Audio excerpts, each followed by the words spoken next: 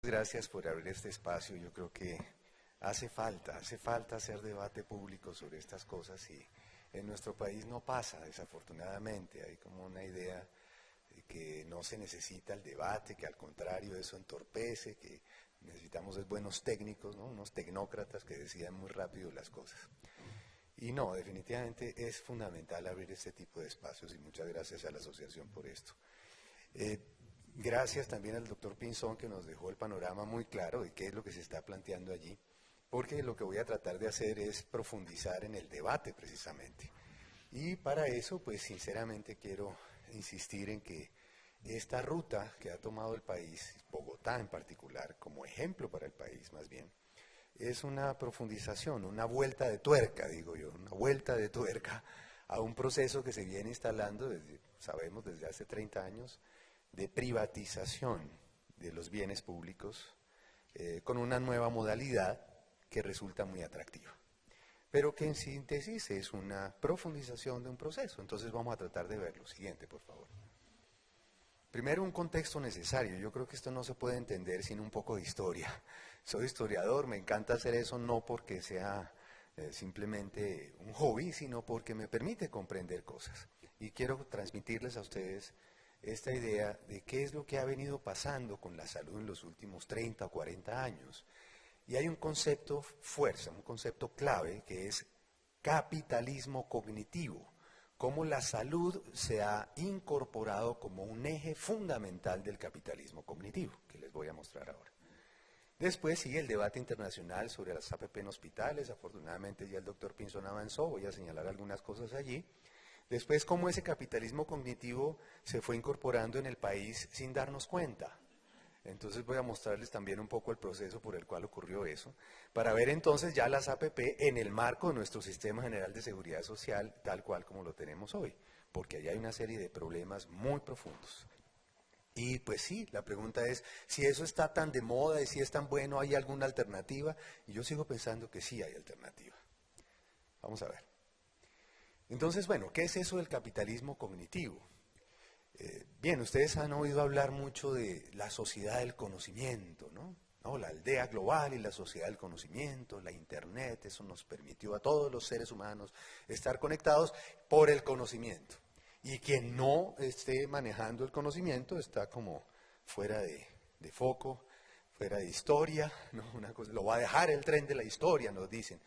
Pues no, no es exactamente eso. Lo que ha pasado es una transformación de los procesos de producción, distribución, consumo y acumulación, sobre todo lo último, de capital en el capitalismo contemporáneo, que pues ha venido pasando, algunos dicen que es una nueva fase incluso del capitalismo, que ha venido pasando de ese capitalismo industrial que tuvo todo el éxito desde la revolución industrial hasta el Fordismo, digamos, que se desarrolló en el siglo XX, y que estaba centrado en las fábricas, en los procesos de transformación de materias primas, donde el eje de la economía toda estaba muy atado a las fábricas. Pues no, ahora está atado al conocimiento, la información y el uso de ese conocimiento como bienes informacionales en la vida cotidiana. Todos los días, con los teléfonos y todas estas cosas que usamos, es una forma de transar una serie de informaciones que terminan acumulando riqueza en ciertos puntos que no vemos, no los sentimos, parecen solo servicios que usamos y nada más. Pues bueno, mucha gente gana mucha plata con eso. Y bueno, se ha pasado de bienes materiales transformados en la industria, modelo fordista, a bienes inmateriales. Y por eso es tan difícil de constatar eso, porque son información y conocimiento producidos y consumidos, sobre todo eso, consumidos en la esfera de la circulación. Y ese es el modelo cognitivo de producción y de consumo. Y claro, hemos pasado de un trabajo muerto que estaba, digamos, en las máquinas, en estas tecnologías, a una cosa más dinámica, más de trabajo vivo, cotidiano, que favorece y facilita la acumulación de capital. Siguiente. Que la base, el fundamento de ese proceso está en esta transformación de algo que se llamaba General Intellect, es decir, como el acumulado de conocimiento de la sociedad se iba mostrando, especificando en máquinas, por ejemplo, en cosas que permitían transformar la naturaleza. Bueno, pues eso se ha venido cercando, derechos de propiedad intelectual, patentes, ¿sí?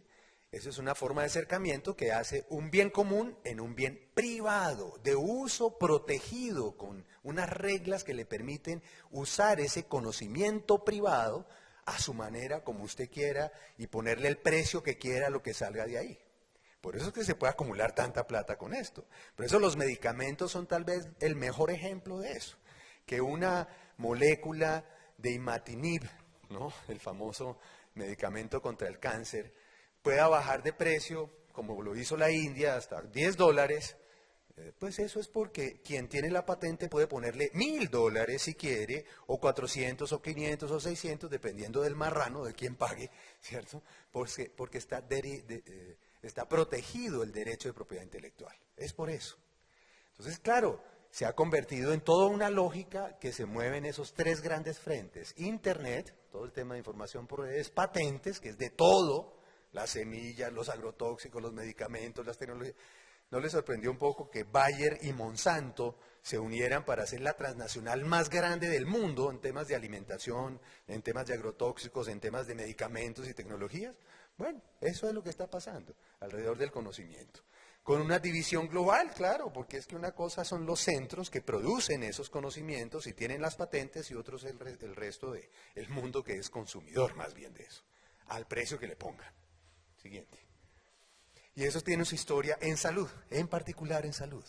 Porque efectivamente salud se involucró en ese proceso de transformación industrial primero, a través del proyecto que surgió desde el siglo XIX. Esta idea de pasar de una medicina artesanal a una medicina científica, ¿recuerdan? Con todas estas cosas que aparecieron al final del siglo XIX, y al comienzo del XX fue muy claro con ese proyecto de la bala mágica, del profesor Paul Ehrlich, un alemán discípulo de Koch, que efectivamente decía, mire, si encontramos para cada enfermedad una bala mágica que mate al germen, pero no afecte a las células de los humanos, estamos eliminando todas las enfermedades. Ese es el gran proyecto de la industria farmacéutica.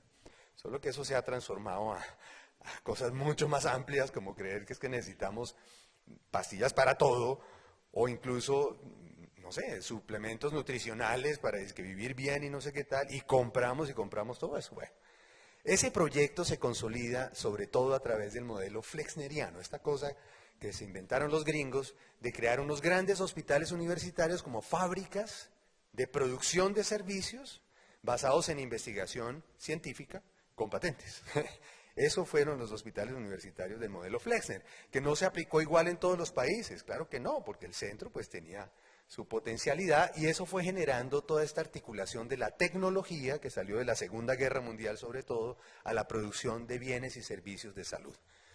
Eso terminó finalmente generando lo que se llamó el complejo médico, industrial y financiero en todo el mundo, sobre todo en los 70, como un gran nicho de acumulación. Intercambio mundial, los pactos de Bretton Woods sobre el intercambio monetario, dólar-oro y toda esta cosa, que permitieron el crecimiento de todo el mundo. La edad de oro se llamó así. Pero ¿qué pasó? Algunos sectores aprovecharon esas condiciones, especialmente sectores como servicios, educación, salud, etcétera. Y en salud se fue conformando toda esta cosa de las transnacionales, lideradas por Estados Unidos sobre todo, pero también con pactos con Europa. Y esto fue rompiendo el saco.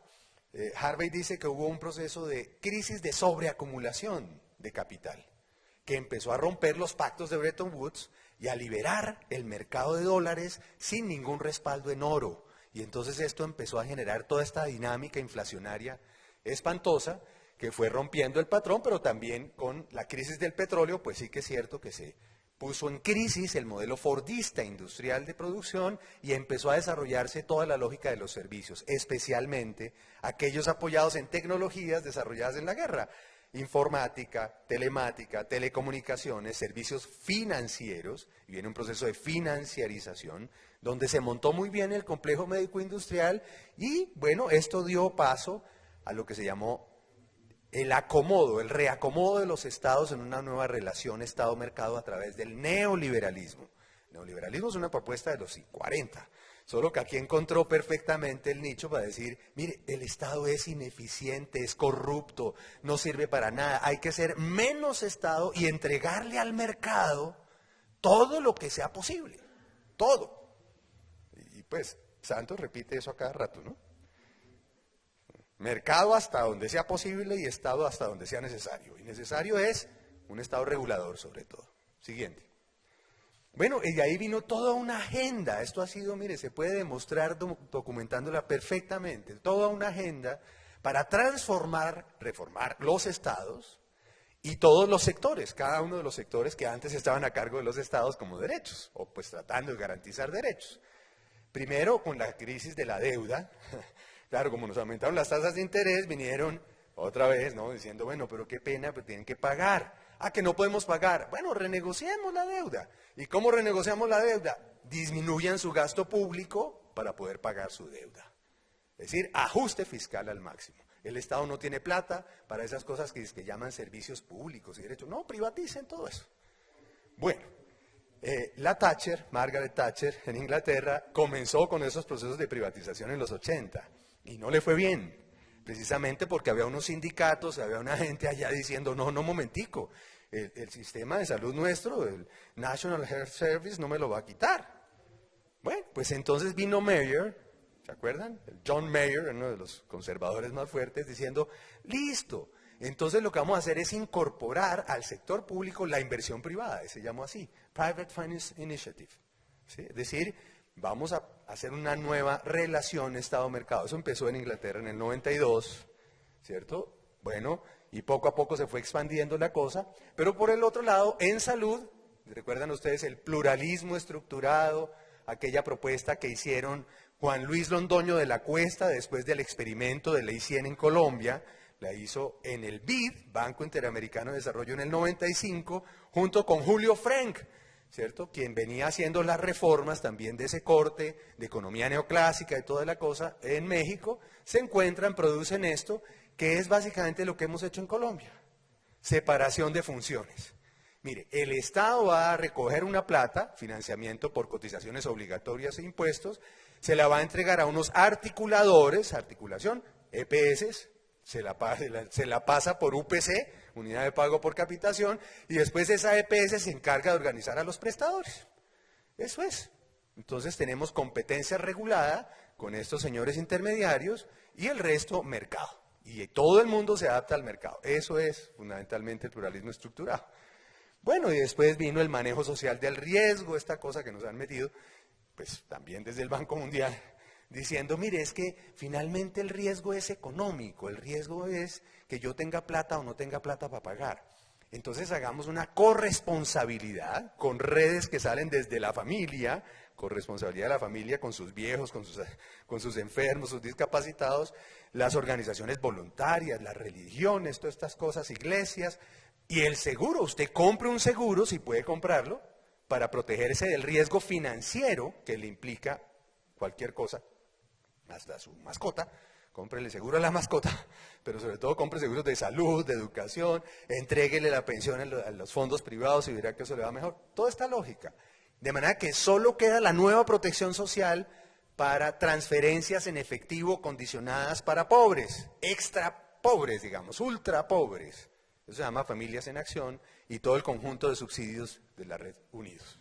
Bueno, perdón, un segundito. Antes, entonces fíjense, ya todo esto se viene articulando con la agenda de las alianzas público-privadas. El Banco Mundial lo puso ya en su agenda mundial desde hace rato, la OECD, bueno, hasta la CEPAL, todo el mundo lo ha puesto, la OMS ya dijo que eso era la mejor solución. Y claro, bien, vamos a la cobertura universal en salud. Colombia es el mejor ejemplo de cobertura universal, porque ¿qué es la cobertura universal en salud? Es proteger el riesgo financiero. El objetivo de la cobertura universal es asegurar que todas las personas reciban servicios sanitarios que necesitan sin tener que pasar penurias financieras por pagarlos. Es decir, eso cuesta, el mercado es muy caro en salud, entonces yo le pago un seguro. Subsidiado para pobres, obligatorio para los medios y para los ricos un seguro privado que les da más. Y eso es cobertura universal, 97% tenemos en Colombia. Bueno. Somos ejemplo mundial, por lo menos en eso, que reproduce la inequidad realmente existente en la sociedad. Siguiente.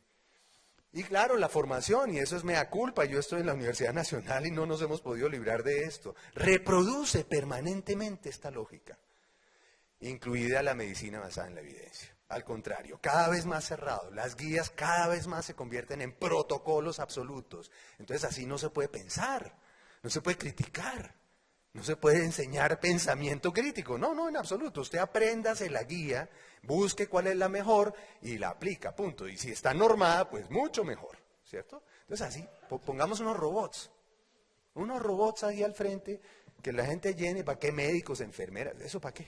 Muy bien, siguiente. Claro, entonces ahora viene el tema de la discusión de qué está pasando con las APPs, y también hizo una revisión, no tan sistemática seguramente, puedo pasarles una cantidad de bibliografía que estuve consiguiendo estos días, y encuentro que pues lo que está a favor parece una retórica que se repite y se repite y se repite, como para que todo el mundo la crea evidente, absoluta, que es, como hay poca plata, ¿sí?, se logra construir infraestructura en menor plazo. ¿Con qué? Con plata privada, inversión privada.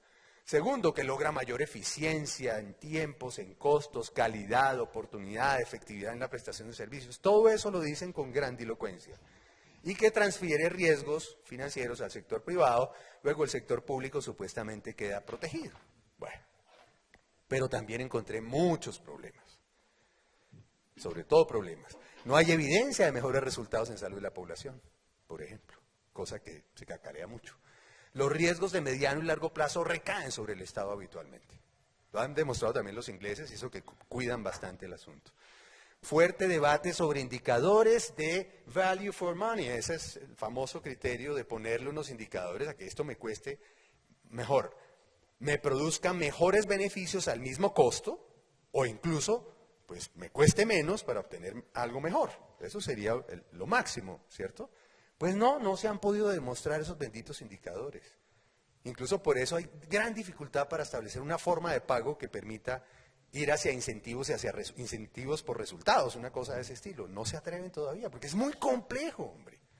De verdad, la producción de servicios de salud y sobre todo los resultados tiene una cantidad de contingencias que es muy difícil que cualquier inversionista privado se meta en la camisa de fuerza de que cada año le rebajo tantos puntos la mortalidad. Y claro, no es claro el ahorro público en el largo plazo, no es claro por qué se está pagando esta cosa de lo fijo y lo variable. Es muy complicado de establecer en los contratos y claro, termina, y eso lo dicen con contundencia, el Estado atrapado en los intereses particulares, sometido a las lógicas del mercado y sin tener después cómo establecer reglas. Siguiente. Bueno, y encontré esta frase que me pareció contundente, la verdad, una conclusión muy fuerte de este estudio, de este trabajo, que dice: las políticas de APP enriquecen a unos pocos a expensas de la mayoría, y para los cuales no se puede asegurar ningún mandato democrático. Ya después de cierto punto, no, esas son reglas de mercado, y usted me cumple la lógica de mercado o el contrato que siempre está orientado a mercado. Entonces, claro, ahí queda sometido el Estado. ¿Cuál función pública es esa? No puede ordenar una política pública simplemente diciendo cómo voy yo ahí. Y sobre todo pensando solo en rentabilidad. Siguiente. Claro, servicio público a cargo del Estado. Pero ojo, corresponde al Estado organizar, dirigir, reglamentar, no prestar. ¿Sí? Después dice, establecer las políticas para la prestación de servicios por entidades privadas. Venga, mercado. Y después dice, definir las competencias de la nación, entidades territoriales y particulares. Señores, familias, ustedes van a aportar aquí. Y nos quedó en la Constitución del 91.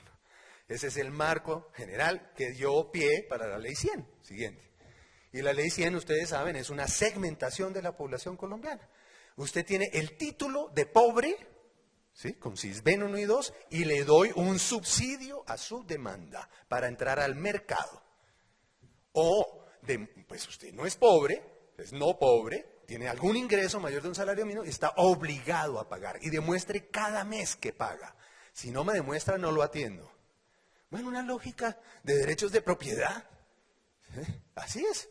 Eso no es derecho de ciudadanía ni nada de esas cosas, ni derecho fundamental a la salud. Por favor, esto va en contra de lo que dice la sentencia, pues, que revisó el derecho fundamental a la salud.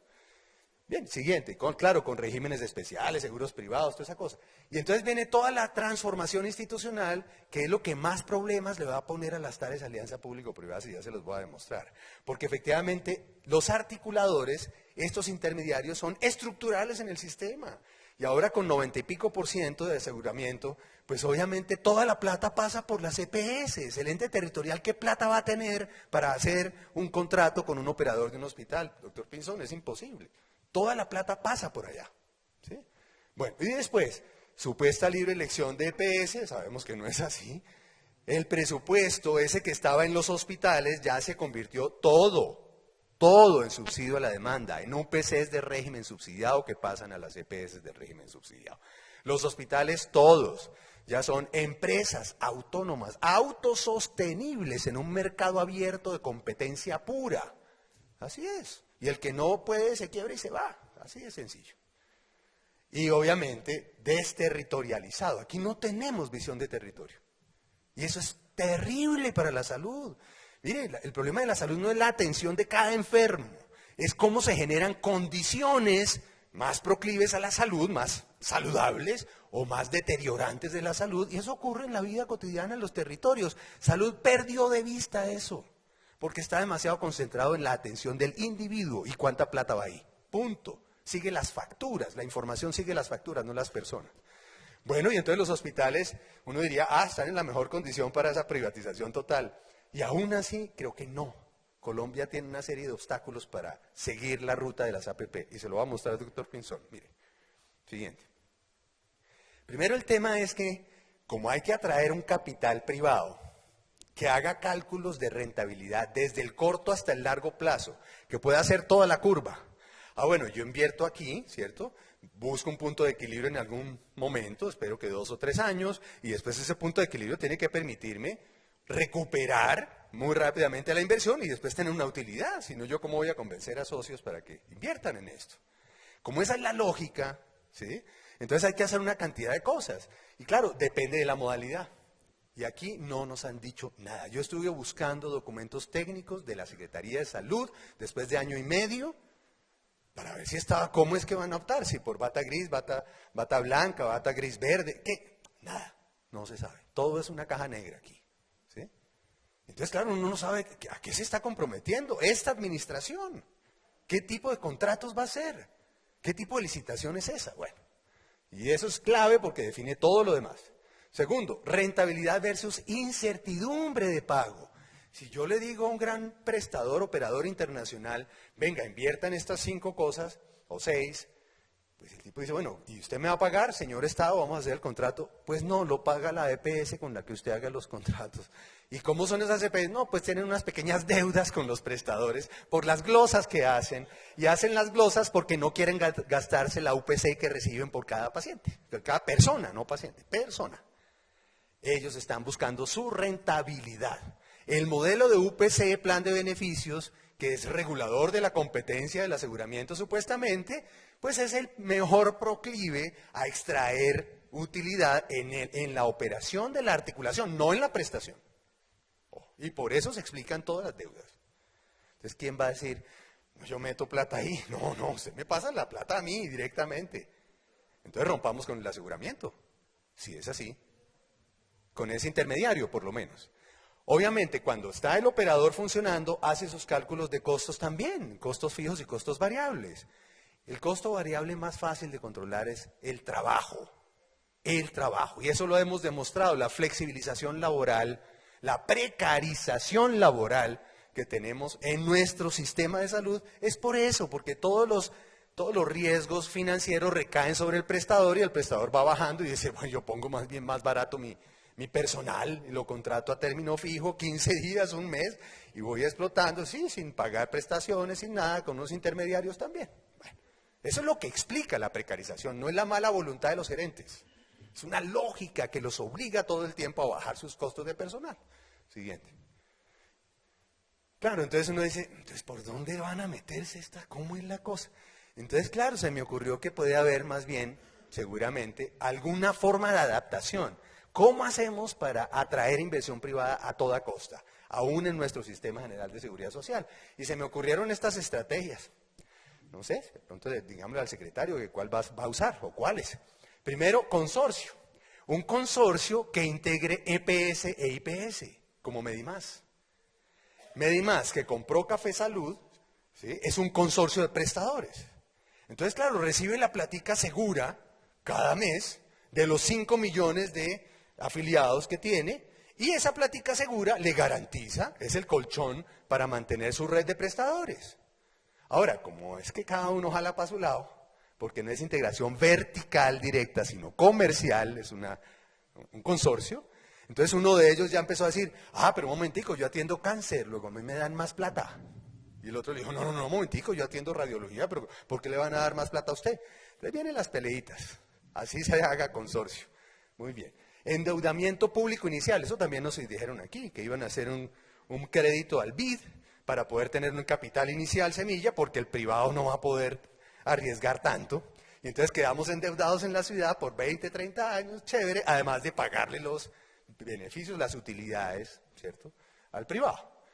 Toda la red, eso también puede pasar. Que la fusión de hospitales que hizo este gobierno, ¿sí?, va a facilitar entonces un tipo de relación con un consorcio que administre toda la subred. Al fin y al cabo hay un solo gerente, ¿cierto? Entonces perfectamente yo me meto en ese rollo y le pago per cápita. Y usted va a ver cómo hace para ordenar la red. Y claro, hay mucho optimismo con decir, incluso Paloma Alonso nos decía todo el tiempo, mire, si usted le paga un per cápita a alguien que maneje todos los procesos, incluso los sociosanitarios, ¿recuerdan? ¿Lo sociosanitario qué es? Pues todo lo del PIC. ¿Sí? Si usted le da todo el paquete, entonces esa gente va a tratar ahí sí de hacer gestión del riesgo individual y colectivo. Entonces, ¿para qué Estado? ¿Para qué ente territorial? Apague y vámonos. Igual lo podemos hacer con la justicia, con la policía, con todo. Privaticemos todo, no hay problema. Esa es la lógica del asunto. Creen que la eficiencia natural de la búsqueda de utilidad es lo que permite mejor calidad a menor precio en el mercado. Y no es así. Ya está bastante demostrado que no es así.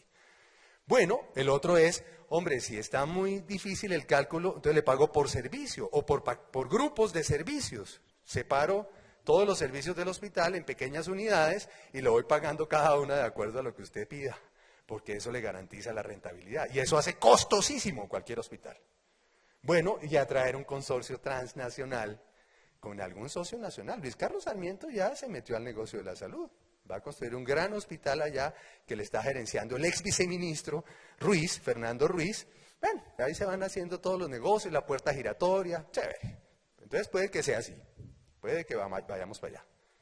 Siguiente. Entonces, claro, uno dice, pero ¿cómo así? Entonces no hay alternativa, ¿qué hacemos con esto? Y yo sí creo que por eso es que el debate tiene que ampliarse, tenemos que discutir esto con la gente, con nuestros usuarios, pacientes, llámelos como quieran. Pero de verdad, a ver cómo podemos recuperar un poco esta idea de que la salud no es simplemente un consumo de medicamentos y de tecnologías que se pagan en un mercado atrapado en el capitalismo cognitivo. No, habría que pensar entonces cómo hacemos un pacto sociopolítico, cómo construimos otra vez una discusión sobre qué alternativas construimos como país. Y ahí tenemos que recuperar lo público. ¿Qué es lo público en salud? Volvamos a discutir eso. Que eso es lo estatal, no necesariamente, claro. Hay formas distintas de gestionar lo público es lo que a todos los públicos nos interesa, claro que sí, que no es lo mismo que la utilidad privada, cuando yo saco, ¿cierto?, mi plusvalor de alguna explotación de algún servicio o trabajo. Bueno, entonces lo fundamental, ¿cómo hacemos con lo público como garantía del derecho fundamental y social a la salud? Pero eso implica nueva institucionalidad, y esa nueva institucionalidad implica un manejo de los recursos públicos distinto al que hemos tenido. Nada de seguírselos entregando a unos señores que se lucran con eso. ¿Por qué no recuperar algunas instancias claramente públicas, con control social, participación directa de la gente para que no se roben la plata y buscamos la forma de territorializar, recuperar el territorio? Un territorio que permitiría hacer muchas cosas articuladas, como lo voy a mostrar ahora. Y el compromiso de los trabajadores. Yo sí creo que los prestadores no son el gerente y tal. No, somos todos los trabajadores que estamos todos los días en contacto con los pacientes. Y es un compromiso ético-político con el derecho a la salud de ellos y con el derecho al trabajo de nosotros. Es decir, es una perspectiva de, ahí sí, articulación por una vía muy distinta, ya no de alianza público-privada, sino más bien de alianza pública-pública, ¿cierto? De los públicos que vienen a demandar servicios de salud y los públicos que estamos ofreciendo servicios de salud. Y una formalización del trabajo tendría que ser por ahí. sin intermediación y sin toda esa cantidad de cosas que tenemos. Obviamente implica cierta soberanía, buscar autonomía y soberanía en ciencia, tecnología, en formación en salud, en toda esta cosa de los genéricos, el desarrollo de los genéricos que se puede hacer sin ningún problema y baja los costos de una forma impresionante. Pero el debate de los derechos de propiedad intelectual en salud, eso ya se está dando, ¿sí? Es de verdad simplemente inaceptable, ¿cierto?, que una molécula que salva la vida de las personas con hepatitis C, ¿sí?, haya llegado a valer $1000 cada una de las pepas cuando se podía producir en 8 centavos. Es una cosa así de absurda y eso tiene todo que ver con ese problema. Pero es internacional, eso no es gobernable, digamos, desde el país. Entonces, siguiente, ya para terminar, pues implicaría recuperar todo esto, el financiamiento público, una nueva descentralización con administración pública sin lucro y ni nada de esas cosas, una integración territorial, ahí sí funcionan las redes integradas, una transectorialidad y unas políticas serias que permitan articular todo esto. Es la única forma que podríamos salirnos de esta lógica mercantil en la que nos han metido y que se ha profundizado cada vez más. Con estas APP vamos a dar la vuelta de tuerca, como les digo. Siguiente, ya para terminar, mire, todo es posible, pero esto sin gente, mire, si no hay mucha gente diciendo tenemos que cambiar para algún lado distinto a lo que tenemos, esto no va a cambiar, así de sencillo. Se necesita participación y convicción de que podemos hacer otra cosa distinta a esto que nos están ofreciendo. Muchas gracias.